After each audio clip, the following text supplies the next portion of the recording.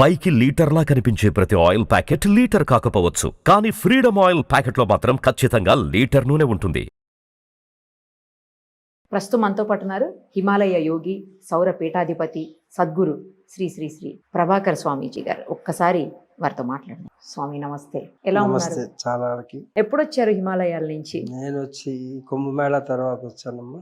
ఈ హైదరాబాద్ వచ్చి అంటే నేను వచ్చాను హిమాలయాల నుంచి విశాఖపట్నం నుంచి ఇక్కడికి వచ్చాను. ఓకే, ఇప్పుడు ఢిల్లీ వెళ్తాను. ముందుగా ప్రార్థన చేసి ముందుకు వెళ్తాను. తప్పకుండా. ఓం శ్రీకశ్యపాత్మజంభానం సహస్రకిరణోజ్వలం సర్వరోగహరం మిత్రం సూర్యదేవం ఉపాస్మహే. ఓం శ్రీ గురుభ్యో నమః. ఆ పని సాగుతుంది రేపటి నుంచి. ఈ సంవత్సరం ఇంక 3 నెలల నుంచి మొదలవుతుంది. మీకు ప్రతి ఒక్క చోట నేచర్ ప్రకోపించి ఇలాంటి వాళ్ళందరినీ ఏరేసేటటువంటి రోజు. మనమేం చేయక్కర్లా, నేచర్కి అప్పచెప్పాము పని. కాబట్టి హిమాలయ యోగులందరూ వాళ్ళు ఏం చేయరు, వాళ్ళు కూర్చుంటారు. ఈ నేచర్ ఏం చేయాలో వచ్చేస్తుంది. నేను గతంలో 1 సంవత్సరంన్నర క్రితం ఈ హైదరాబాద్ నగరం భాగ్యనగరం అవుతుంది అన్నారు. అందరూ అనుకుని చప్పట్లు కొట్టారు. అక్కడ ఏదో పెద్ద సభలో భాగ్యనగరం అవడం అంటే ఏంటి అంటే సంపన్న నగరం అవుతుందని అనుకుని చప్పట్లు కొట్టారు వాళ్ళు. కానీ ఎత్తైన హార్మ్యాలు ఉన్నాయి. ఇప్పుడు రేపు ఎత్తైన హార్మ్యాలు భాగ్యనగరం అయిపోతుంది అన్నాను. భాగ్యనగరం అవడం అంటే భూకంపం రాబోతుంది రేపు రాబోయే రోజుల్లో, ఎత్తైన బిల్డింగ్లకి రాకపోవచ్చు, సూచనప్రాయంగా చెప్తుంటాం. కాబట్టి ఇలాంటి న్యాచురల్ కెలామిటీస్, విపత్తులన్నీ రాబోయేటటువంటి రోజులలో జరుగుతాయి. మరి ఎలా గురూజీ, అంటే ఈ డిజాస్టర్స్ ఆపటం? డిజాస్టర్స్ ఎవరు ఆపలేడు. That's why it's called a disaster. ప్రాకృతిక వైపరీత్యాలు మీకు చెప్పాను గతంలో. తాపత్రయం ఎందుకురా అంటుంటారు. త్రయం అంటే 3, తాపములు అంటే మనకు కలిగే బాధలు. 3 రకాలైనటువంటి బాధలు కలుగుతాయి. ప్రాకృతికమైనటువంటి బాధలు అంటే అధిదైవికము, అధిభౌతికము, ఆధ్యాత్మికం అని 3 రకాలు. ఈ 3 కలిస్తే తాపత్రయం. అధిదైవికం అంటే న్యాచురల్ కెలామిటీస్. ఓకే, అవి ఎవ్వరూ ఆపలేరు. అది భౌతికం. భౌతికం అంటే నువ్వు ఇక్కడ కూర్చున్నావు, కెమెరామెన్ సరిగ్గా తీయలేదు, ఇంటర్వ్యూ అంతా అయిపోయిన తర్వాత దాంట్లో ఏమీ లేదు. అతని వలన, నీ వలన తప్పు లేదు. ఓకే ఓకే, అతని వలన జరిగింది, దానికి నీ బాధ నీకు వచ్చింది. ఇది సాటి ప్రాణుల వలన కలిగేటటువంటి బాధ ఉంటుంది మనిషికి. ఇది అది భౌతికము. ఇక ఆధ్యాత్మికమైన బాధ. అది ఆత్మికం అంటే నీలో కలిగే బాధ, నీకులో వచ్చే రోగాలు, నీకే వచ్చేటటువంటి నొప్పి, ఇవన్నీ ఆధ్యాత్మిక, నీ ఓన్. ఓకే, ఈ 3 రకాల బాధలు ప్రతి జీవికి ఉంటాయి. దాన్ని తాపత్రయం అంటారు. ఇప్పుడు అర్థం చేసుకున్నారా ప్రేక్షక మహాశైలారా? దాని అసలు అర్థం తాపత్రయం అంటే ఇది. త్రయము అనగా 3, తాపములు అనగా బాధలు. ఓకే, ఈ 3 రకాల బాధలు అన్ని జీవులకు ఉంటాయి. దాంట్లో చేరినటువంటివి న్యాచురల్ కెలామిటీస్. అది దైవికం. దాన్ని ఎవరు ఆపలేరు. రేపు జరగబోయేటటువంటివి భూకంపాల పరంపర సాగుతుంది, తుఫాన్ల పరంపర సాగుతుంది, అలాగే టార్నడోస్ పరంపర సాగుతుంది. నాట్ ఓన్లీ ఇండియా, అదేలే సార్, ఎంటైర్ గ్లోబ్. విశ్వవ్యాప్త సునామీలు, టార్నడోస్ అన్నీ కూడా. ఎందుకంటే షష్టగ్రహ కూటమి, ప్లానెటరీ సింగిల్ పోలార్ లైన్లోకి వచ్చినాయి 6 గ్రహాలు. ఇవి అయిపోయిన తర్వాత పంచగ్రహ కూటములు వస్తున్నాయి. 5 గ్రహాలు ఎప్పుడూ వస్తుంటాయి. కానీ కాంబినేషన్ ఆఫ్ ప్లానెట్స్ వచ్చినప్పుడు, ఆ ప్లానెట్స్ సింగిల్ లైన్లోకి వచ్చినప్పుడు దాని యొక్క ప్రభావం మొత్తం ఎంటైర్ గ్లోబ్ మీద పడుతుంది అన్నమాట. అప్పుడు eruption of the volcanoes in the sea, అంటే సముద్రంలో ఉన్నటువంటి రింగ్ ఆఫ్ ఫైర్ అని ఉంది కదా, సముద్రంలో వాల్కనోస్ ఒక రింగ్ ఉంది, అది పసిఫిక్ మహాసముద్రంలో. అక్కడ అవన్నీ ఎరప్ట్ అవుతాయి అన్నమాట. ఎరప్ట్ అయినప్పుడు సముద్రాలు పొంగుతాయి. అలాగే టెక్టానిక్ ప్లేట్స్, భూమికి కూడా టెక్టానిక్ ప్లేట్స్ ఉంటాయి. రౌండ్గా ఉండి మనకి భూమి ఇలా ఉన్నట్టు కనపడుతుంది, కానీ దానికి కూడా షాక్ అబ్జర్వర్స్ లా ఉంటాయి. అడ్జస్ట్ చేసుకునేటటువంటి ప్లేట్స్ ఉంటాయి. ఆ ప్లేట్స్ ఈ ఎరప్షన్కి మొత్తం అంతా కూడా కదిలిపోయి ముక్కలైపోద్ది భూమి. ముక్కలయ్యి మన భారతదేశానికి అటుపక్క ఆఫ్రికా ఖండం నుంచి వచ్చి గుజరాత్ ఇటువైపు హిమాలయాలు లేస్తాయి మరలా కొన్నాళ్ళకి. రేపు రాబోయే రోజు ఆ సైంటిస్టులు కూడా చెప్తున్న విషయం, నేనేం పెద్దగా చెప్పాల్సిన విషయం కాదు, ఆ సైంటిస్టులు కూడా చెప్తున్న విషయం. ఇవన్నీ ఎలా జరుగుతాయంటే వాళ్ళు చెప్పేది టెక్టానిక్ ప్లేట్ కదలడానికి కారణం ఏంటి? ఇప్పుడు అలా ఉన్న చెయ్యి తర్వాత ఇలా మార్చావు, ఎందుకు మార్చావు నీకు తెలియకపోవచ్చు, కానీ బాడీకి అర్థమవుతుంది, ఆ యాంగిల్ మారుస్తుంది, కానీ నీ నోటీస్లో తీసుకురాకుండానే మార్చుకుంటుంది. అలాగే ఎర్త్ కూడా, ఓకే. అది కూడా ఒక జీవమే. భూమి కూడా ఒక మనిషి లాంటిది. మన పెద్దలు అందుకే భూమాత అన్నారు. భూమాత. ఇంకే దేశంలో భూమాత అనరు, ఎర్త్ అంటారు అంతే. భూమాత అంటే దీంట్లో కూడా జీవం ఉన్నది అని తెలుసుకున్న వాళ్ళే సైంటిస్ట్. అది ఒక నేల అనుకున్నవాడు సైంటిస్ట్. సైంటిస్ట్ అది నేల అనుకుంటే అది వాడికి ఉపయోగపడే వస్తువు అనుకుంటాడు. కానీ సైంటిస్టు తల్లి మనల్ని పోషిస్తుంది, ఆ తల్లికి నమస్కరించాలి అనేటువంటి సంస్కారం, నమస్కరించే సంస్కారం భారతీయ సనాతన సాంప్రదాయం ఇస్తుంది. అందుచేత దాంట్లో జీవాన్ని గుర్తించిన వాడు సైంటిస్ట్ అయితే, దైవాన్ని గుర్తించిన వాడు సైంటిస్ట్ అయితే, కేవలం భౌతికమైనటువంటి ఉపయోగకర వస్తువుగా గుర్తించిన వాడు సైంటిస్ట్. స్వామీజీ, నాకు ఒక చిన్న డౌట్. ఎప్పుడు ఎక్కువ హిమాలయాలకు వెళ్తా ఉంటారు కదా సాధువులు, మీలాంటి యోగులు, మీలాంటి మంచి మంచి ఋషులు అందరూ కూడా, ఎందుకు, ఏముంటుంది అక్కడ, ఏం చేస్తారు వెళ్ళి? అది నాకు ఎప్పుడు డౌటే. చాలా మంది హిమాలయాలు ఎందుకు వెళ్తారు అనే ప్రశ్నకి అనేక ఇంటర్వ్యూలో సమాధానం చెప్పాను. నిరుపమ మరలా అడుగుతుంది కాబట్టి చెప్తాను. స్వామి, ఏదైనా ఒక విశిష్టమైన ప్రదేశానికి వెళ్ళాలంటే కూడా ఒక అర్హత ఉండాలి. ఎక్కడ దేవుడు లేడు అనే ప్రశ్నకి సమాధానం సర్వాంతర్యామైన పరమాత్మ అన్ని చోట్ల ఉన్నాడు అంటారు. వంట చేయడానికి ఎక్కడ వంట చేయకూడదు? వంట ఎక్కడైనా చేయొచ్చు, కానీ వంటగది అనేది ప్రత్యేకంగా ఏర్పాటు చేసుకుంటాం.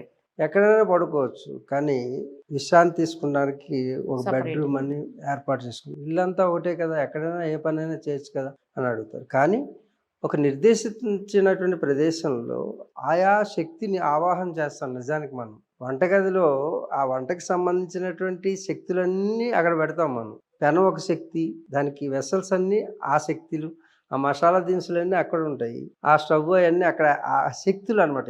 మనం సామాను అనుకుంటున్నాం, కానీ ఆయా శక్తులను ఆవాహన చేసి అక్కడ ఉన్నది కాబట్టి ఆ ప్రదేశానికి వెళ్తాం. బెడ్రూమ్లోకి వెళ్తే మన పడగదిలో ఉండేటటువంటి బెడ్ కానీ అవన్నీ కూడా ఆ విశ్రాంతి తీసుకోవడానికి సంబంధించినటువంటి శక్తులు. బయటకు వస్తువులే మీకు అవి, కానీ దాన్ని అన్ని కంఫర్ట్ ఇచ్చేటువంటి ఒక శక్తి అది. అలాగే తపస్సుకు సంబంధించినటువంటి శక్తులన్నీ కూడా హిమాలయాల్లో ఉన్నవి. అందు గురించి హిమాలయాల్లోకి వెళ్తాం. ఒకటి నెంబర్ 1, అది హై ఆల్టిట్యూడ్లో ఉంటుంది. అంటే సముద్ర మట్టానికి మేము ఉండే ప్రదేశం 17,000 నుంచి 21,000 ప్రదేశంలో ఉంటాం. అక్కడ ఫ్రీక్వెన్సీ 0 ఫ్రీక్వెన్సీ ఉంటుంది. 0 ఫ్రీక్వెన్సీ అంటే ఏంటంటే, ఇప్పుడు నీ ఆలోచిస్తున్నావు, నేను కమ్యూనికేట్ చేస్తున్నాను, బోత్ ఆర్ డిస్కసింగ్. అక్కడి నుంచి ఫ్రీక్వెన్సీ ఇక్కడికి, ఇక్కడి నుంచి ఫ్రీక్వెన్సీ అక్కడికి వెళ్తుంది. ఈ ఫ్రీక్వెన్సీ ఇది వేరే రకంగా రికార్డు చేసుకుంటుంది. ఓకే. ఇప్పుడు ఈ మైక్ ఉన్నది, ఈ మైక్ కెమెరాకి ఎలాంటి సంబంధం లేదు, కానీ ఇక్కడ మాట్లాడిన మాటలో దానికి చేరవేస్తుంది. అవును, మనకు కనపడకపోవచ్చు, కానీ దేని ద్వారా అక్కడికి వెళుతుంది అని అడిగితే IR, ఇన్ఫ్రారెడ్ రేస్. మన కన్నిటికి కనపడదు, కానీ మనం కనుక సెల్ ఫోన్ ఇలా పెట్టి చూస్తే కనపడుతుంది. సెల్ ఫోన్కి కళ్ళు ఉన్నాయి చూడడానికి, మన కళ్ళకి మాత్రం అది కనపడదు. అలాగే అదృశ్యంగా ఉండేటువంటి శక్తులు మన కంటికి కనపడినంత మాత్రాన లేవు అని అనడానికి లేదు. అలాగే ఇప్పుడు మన ఇద్దరి మధ్యన జరిగే సంఘర్షణ, ఈ మైక్కి దానికి మధ్యన జరిగేటటువంటి ఫ్రీక్వెన్సీ సంబంధం మనం చూడలేకపోతున్నాం, కానీ తర్వాత టెక్నికల్గా మనం వింటున్నాం. అలాగే ఒక్కొక్క ఆల్టిట్యూడ్లో 3,000 సముద్ర మట్టానికి 3,000 ఉన్నప్పుడు కొన్ని ఫ్రీక్వెన్సీలు తగ్గిపోతాయి. అంటే ఈ యొక్క అలలు మ్యాగ్నెటిక్ వేవ్స్, మన ఆలోచనలు అనేవి ఒక మ్యాగ్నెటిక్ వేవ్స్లో వెళ్తుంటాయి. ఇప్పుడు నిరుపమ ఒకసారి నన్ను ఇంటర్వ్యూ చేయాలని చాలా ప్రయత్నం చేసింది, కానీ నంబర్ ఎక్కడ దొరకలేదు. కానీ ఎలాగైనా స్వామీజీని ఇంటర్వ్యూ చేయాలి, ఇంటర్వ్యూ ఇవ్వకపోతే కనీసం పలకరించైనా వచ్చేస్తాను అనే తపన పడుతున్నాం. అప్పుడు స్వామీజీకి అది తెలిసి ఫోన్ చేశారు, వెంటనే ఇంటర్వ్యూ తీసుకున్నాం. అంటే ఆ కమ్యూనికేషన్ అనేది నా వరకు చేరింది. ఫ్రీక్వెన్సీని క్యాచ్ చేస్తే ఎప్పుడు యోగులు ఎలా ఉంటారు, 0 ఫ్రీక్వెన్సీలో ఉంటారు, ఇక్కడ ఏమీ కూడా ఉండదు లోపల. అందుగురించి నీ తపన వేవ్స్ కింద వెళ్ళి ఏ పర్సన్ అయితే ఉన్నాడో ఆ పర్సన్ టచ్ చేస్తుంది. ఆ పర్సన్ రిసీవర్ అయి ఉంటే, ఓకే, రిసీవర్ ఆన్ చేసి ఉండాలి. ఫోన్ ఆన్ చేసి లేకపోతే నువ్వు ఎన్నిసార్లు కొట్టినా సరే, నేను ఫ్లైట్ మోడ్లో ఉన్నాను, అందుకే ఇందాక 2 సార్లు నువ్వు ఫోన్ చేసినా రాలేదు. అది తీసేసిన వెంటనే నీ ఫోన్ నాకు అందుబాటులో కనెక్ట్ అయింది. అలాగే నాతో ఇంటర్వ్యూ చేయాలని ప్రయత్నం చేసినా నేను ఫ్లైట్ మోడ్లో ఉన్నాను అనుకో, రిసీవ్ చేసుకోలేను. అందుకు ఫ్లైట్ మోడ్ తీసేసి, అంటే నేను ధ్యానావస్థలో లేనప్పుడు నార్మల్గా ఉన్నప్పుడు రీచ్ అవుతుంది. ఆ ఫ్రీక్వెన్సీ నా వరకు చేరుతుందంటే నీ మానసిక అలలు నీకు తెలియకుండానే నా వరకు వచ్చినాయి అన్నది. ఈ అలలన్నీ కూడా మనకి ఈ భూమి మీద 3000 ఫ్రీక్వెన్సీలో ఒకటి ఉంటుంది, 6000లో ఒకటి ఉంటుంది, 9000లో ఒకటి ఉంటుంది, 12,000లో ఒకటి ఉంటుంది. ఈ శబ్ద తరంగాలు కానీ మానసిక తరంగాలు కానీ ఎలక్ట్రోమాగ్నెటిక్ వేవ్స్ కింద మారుతాయి. సైంటిస్టులకి తెలియదు, సైంటిస్టులకి తెలుసు. Scientists, not scientist. We are the saints. What we are saying ఈ ద సెయిన్స్, నాట్ సైన్స్. కాబట్టి సైంటిస్టులకి 100% అంటే 100% విశ్వరహస్యాలు తెలుసు. ఇది ఎలా తెలుసు అంటే ఆయా ఫ్రీక్వెన్సీలు దాటి ఆ పై నుండి సాధన చేస్తారు. కాబట్టి నెగిటివ్ ఫ్రీక్వెన్సీ లేకుండా పాజిటివ్ ఫ్రీక్వెన్సీ తోటి విశ్వరహస్యాలను కనిపెట్టడానికి ఒక కేంద్రం ఏదైతే ఉందో, అది టవర్ ఏదైతే ఉందో ఆ టవరే హిమాలయస్. ఎత్తైన ప్రదేశం నుంచి మీ సిగ్నల్ వ్యవస్థ అంతా కూడా ఎత్తైన ప్రదేశం నుంచి వెళ్తుంది. అలాగే ఫ్రీక్వెన్సీ మా థాట్ ఫోర్స్ని జనరేట్ చేసి ఒక ఆలోచన జనరేట్ చేస్తే ఆ ఆలోచన సోర్స్ వైపు వెతుక్కుంటూ వెళ్తుంది. ఈ మైకు దాని సోర్స్ ఎక్కడ ఉందో ఆ కెమెరా వైపు వెళ్తుంది. అలాగే హిమాలయ యోగులు హిమాలయాల్లో తపస్సు చేసేది వాళ్ళ కోసం కాదు. ఇప్పుడు మేము తపస్సు చేసే పని చాలామంది అనుకుంటారు వీళ్ళు ఒక్కళ్ళే వాళ్ళ దేవుడి కోసం చేస్తున్నారు.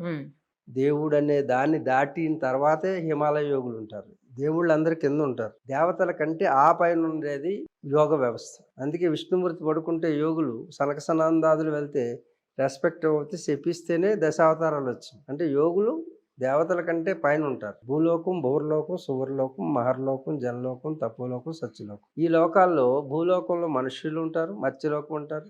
భూవర్లోకంలో కిందర పురుషాదులు వీళ్ళందరూ ఉంటారు, దేవగణాలు. ఆ పైన సువర్లోకం ఉంటుంది. ఆ సువర్లోకంలో దేవతలు ఉంటారు. ఆ పైన యోగులు ఉంటారు. అంత పరిధి కలిగినటువంటిది శక్తివంతులైనటువంటి వాళ్ళు యోగులు. అది హిమాలయాల్లో సిద్ధాశ్రమం అని ఉంటుంది. సిద్ధాశ్రమం అంటే మనకు కనిపించే హిమాలయాల్లో వెతుకుతారు చాలా మంది. ఇప్పుడు రజనీకాంత్ వచ్చి వెతుకుతాడు, చాలా పెద్ద పెద్ద వాళ్ళు అందరూ వచ్చి వెతుకుతారు. హిమాలయాల్లో యాక్టర్లు కాదు, వాళ్ళు సాధకులే. రజనీకాంత్ సాధకుడు, ఆయన కూడా సాధకుడే. వీళ్ళందరూ కూడా బయటికి తన వృత్తి అది, కానీ ప్రవృత్తి సాధకుడు. వాళ్ళందరూ హిమాలయాల్లో మామూలుగా ఒక 10 రూపాయలు గుడ్డ వేసుకుని సాధన చేస్తారు. గడ్డాలు అవి మామూలుగా ఉంటాయి. రజనీకాంత్ అని ఎవరు అనుకోరు. అంత సింపుల్ లివింగ్ అక్కడికి వస్తాడు. ఇలా పెద్ద పెద్ద వాళ్ళు అందరూ సైంటిస్టులు, ఆంథ్రోపాలజిస్టులు, జర్మన్స్, రష్యన్స్, జపనీస్ అందరూ వస్తారు. కానీ భారతీయులు తక్కువ మంది ఉంటారు. అన్ని దేశాల నుంచి వచ్చి సాధన వెతుక్కుంటూ వస్తుంటారు. ఈ రోజు ప్రపంచం అంతా కూడా భారతీయ సనాతన సాంప్రదాయం వైపు చూస్తుందంటే దానికి కారణం ఈ లౌకిక అతీతమైనటువంటి శక్తి ఉన్నది. ఆ శక్తిని మనం హేళన చేసుకున్న ఇతర దేశాల్లో చాలా జాగ్రత్తగా దాన్ని గమనిస్తున్నారు. మన కుంభమేళాల్లో కూడా 1,20,000 మంది సెలబ్రిటీస్ సన్యాసం తీసుకున్నారు. తారాస్థాయికి ఎదిగిన వాళ్ళు 1,20,000 మంది యూత్ కూడా. దాంట్లో సెలబ్రిటీస్ ఉన్నారు, పెద్ద పెద్ద సిఇఓలు ఉన్నారు, ఐఐటి చేసిన వాళ్ళు ఉన్నారు. అందరూ కూడా ఎందుకు మారుతున్నారంటే రేపు రాబోయేటటువంటిది సనాతన ధర్మం వైపు యువత ముఖ్యంగా అట్రాక్ట్ అవుతున్నారు. దానికి కారణం ఏంటంటే beyond the science there is a science. ఈ పదం నేనే వాడాను, ఇప్పుడు ప్రచారంలోకి వస్తుంది. అంతకుముందు సనాతన ధర్మం అనేది సంవత్సరాల క్రితం నేను వాడాను. ఇప్పుడు చూడు సనాతన ధర్మం అంతా కూడా వచ్చింది. ఈ సైన్స్ అనేది ఏంటంటే 100% physics, chemistry, beyond the psychology there is a spirituality. We don't know about the spirituality. What is the spirituality? ఏదైతే ఆధ్యాత్మిక జ్ఞానం ఉందో ఆధ్యాత్మిక జ్ఞానంలో అన్ని జ్ఞానాలు ఇమిడి ఉన్నాయి. ఇంటికి 100 తాళాలు ఉన్నాయి కాబట్టి 100 తాళాలు గుర్తు పెట్టుకుని తిరుగుతే చాలా ప్రాబ్లం అవుతుంది. అందుకే అన్నిటికీ కలిపి ఒక మాస్టర్కి ఉందనుకో, అది బెటర్ కదా. నువ్వు ఎన్ని చదువులు చదువుతావు? Anatomy, physiology, psychology, astronomy, astrology, astro science ఎన్నెన్ని చదువుతావు? అన్ని చదువులకి మూలమైన చదువు చదివితే ఆ చదువు ఆధ్యాత్మిక. అది తెలుసుకున్నారు అన్ని దేశాల వాళ్ళు. అన్ని దేశాల వాళ్ళు హిమాలయాల వారు ప్రస్థానం సాగిస్తున్నారు. హిమాలయాల్లో ఎందుకు వెళ్ళాలంటే హిమాలయాల్లో మహిమాలయాలు ఉన్నాయి. మరలా హిమాలయాలు కంటికి కనపడేవి. కంటికి కనపడకుండా ఐఆర్ రేస్ దీనికి మధ్యన ఏ విధంగా ఉన్నదో దాన్ని చూద్దామంటే ఇప్పుడు మన ఎదురుగా ఫోన్ ఇలా అడ్డం పెడితే కనపడుతుంది రేస్ వెళ్తున్నట్టు. అలాగే ఈ చర్మచక్షువులకు కనపడింది జ్ఞాన నేత్రానికి కనపడుతుంది. ఆ జ్ఞాన నేత్రంతో ఇన్విజిబుల్ ఐ.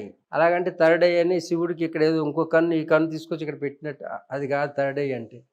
థర్డ్ ఐ అంటే it's a calculated I, mathematical I.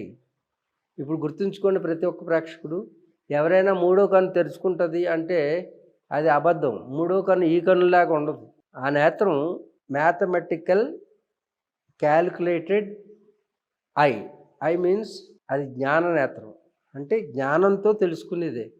అంతేగాని ఇక్కడ ఓపెన్ అయ్యేటట్టు కళ్ళు ఓపెన్ అయ్యి అందరూ మనుషులు కనపడుతున్నట్టు కనపడదు దానికి. ఆ మహిమాలయాల్లోకి ప్రవేశించాలంటే ఈ శరీరాన్ని వదిలి సూక్ష్మ శరీర ధారణ చేయాలి. ఆ సూక్ష్మ శరీర ధారణ చేసిన తర్వాత మహిమాలయాల్లో ప్రవేశిస్తాం. మన పూర్వీకులు ఏం చేసేవారు, ఎవరైనా అశుద్ధిగా ఉన్న వాళ్ళు ఇంటి ముందుకు వస్తే పసుపు నీళ్ళు చల్లేవారు.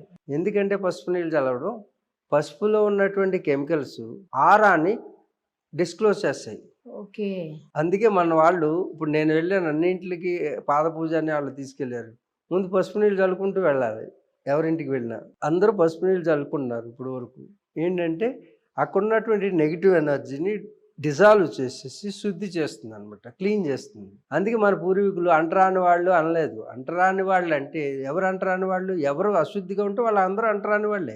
ఆ జాతి ఈ జాతి అని లేదు. అశుద్ధిగా ఉంటే అసుర శక్తులు ప్రవేశిస్తాయి శరీరంలో కూడా. ఈ శరీరంలో కూడా ఏ భాగంలోనైనా ఏ వస్త్రమైనా అశుద్ధిగా ఉంచేది పైకి కప్పేసావు అనుకో, అక్కడికి వెళ్ళి నివాసం ఉంటుంది అసుర శక్తి, అంటే నెగిటివ్ ఎనర్జీ. అందు గురించి కనీసం పసుపు నీళ్ళు చల్లుకునేటువంటి సంస్కృతిని మన పెద్దలు పెట్టారనమాట. మన భారతీయ సనాతన సాంప్రదాయంలో ప్రతిదీ సైంటిఫిక్, బియాండ్ ద సైన్స్. మూఢనమ్మకం కాదు. మన నమ్మకం తెలియకపోతే మూఢనమ్మకం అవుతుంది, తెలిసి చేస్తే అది నమ్మకం. కాబట్టి ఏదైనా తెలుసుకోవాలి అనుకుంటే సనాతన సాంప్రదాయ విలువలు వెనక ఎన్నో రహస్యాలు ఉన్నాయి. ఆ రహస్యాలని అర్థం చేసుకుంటే హిమాలయాల్లోనే ఎందుకు సాధన చేయాలి అర్థమవుతుంది. హిమాలయాలు ఈ భూమండలం మీద ఎత్తైన ప్రదేశం. అక్కడి నుంచి ఏదైనా సిగ్నల్ వ్యవస్థని పంపిస్తే, యోగులు చేసేటటువంటి ధ్యాన శక్తిని పంపిస్తే విశ్వం అంతా వ్యాపితం అవుతుంది. ఇటు భూమండలం, అటు నక్షత్ర మండలం అంతటికి వ్యాపించేటువంటి హయ్యెస్ట్ టవర్ ఏదైనా ఉంటే ఆ టవర్ హిమాలయాలు. కాబట్టి ఆ టవర్ మేంచే ఈ సాధన సాగుతుంది, రిసీవింగ్ కానీ రిలీవింగ్ కానీ డెలివరీ చేసేటట్టు. అందుకు హిమాలయాలకు వెళ్ళాలి. చాలా చక్కగా వివరించారు స్వామి. నాకు ఇంకో డౌట్ ఏంటంటే, సరే ఇంత మంచిగా ఉండేవాళ్ళు, మరి ఇంత సాధన చేసేవాళ్ళు కొంతమందిని చూస్తున్నాం మనం. వాళ్ళు ఎందుకని, అంటే మరి వాళ్ళని ఫేక్ అనాలా, లేకపోతే వాళ్ళు సాధన సరిగ్గా చేయలేకనా, రకరకాలైనటువంటి ఇష్యూస్లోకి ఇన్వాల్వ్ అవుతున్నారు. అందులో సాధు రూపంలో ఉన్నవాళ్ళు, బాబా రూపంలో ఉన్నవాళ్ళు, లేకపోతే గురువు రూపంలో ఉన్న వాళ్ళు కూడా వస్తున్నారు, చూస్తున్నాము. మరి ఎందుకు అలా అంత సాధన చేసిన తర్వాత వాళ్ళు ఎందుకు అలా? ఏ సాధన చేశారు మనం చూసామంటే, సాధన చేశారని వాళ్ళు చెప్తుంటే మనకు తెలుస్తుంది. ఎవరు సాధన చేసేవాళ్ళు ఇలా కనపడరు. ఇప్పుడు నేను అన్నాను, నాకేమైనా ఇంటర్వ్యూలు కావాలేంటి, అక్కర్లా, నా పని నేను చేసుకుంటున్నాను. ఎప్పుడైనా ఇలా వస్తే మీరు వచ్చి స్వామి వచ్చారు కదా ఇవ్వమంటే, I don't want any name and fame and ధనం. అప్పుడు నాకు ఇంటర్వ్యూ ఇచ్చిన ఒకటే, ఓపెన్ ఒకటే.